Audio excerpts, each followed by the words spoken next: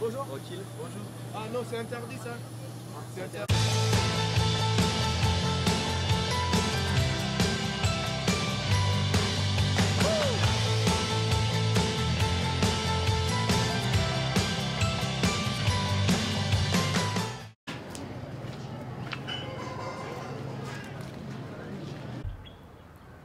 On est dans l'hôpital de Tangueta, dans le nord du Bénin. C'est une référence dans la région.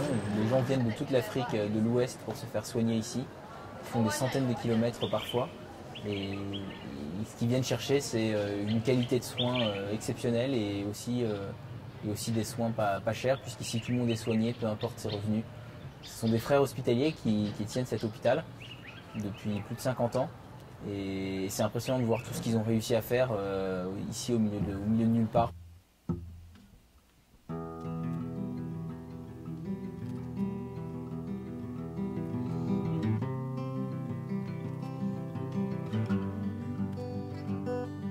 Mais peu importe ce que tu fais, les chambres ne désemplissent pas.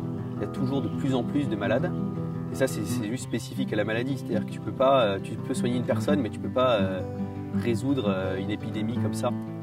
C'est une mission très très particulière parce que tu as l'impression que peu importe ce que tu fais, la maladie gagne toujours. Et toujours celle qui ramène le plus de monde et qui au final t'écrase sous le poids des victimes qu'elle fait.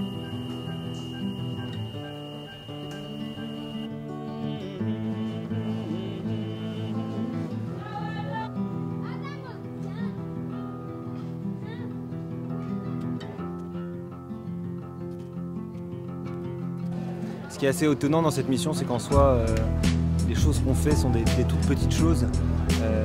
Même si on m'appelle docteur dans le couloir parce que j'ai ce truc-là. En fait, je suis un rien du tout. Et on c'est pas qu'on se satisfait, mais on se réjouit de petites choses, quoi. Un sourire d'un malade qui nous dit qu'il a bien dormi. Un malade qui nous dit merci, vous me remontez le moral, ça m'aide à guérir. Et souvent, la journée peut être parfois très éprouvante, très fatigante, etc.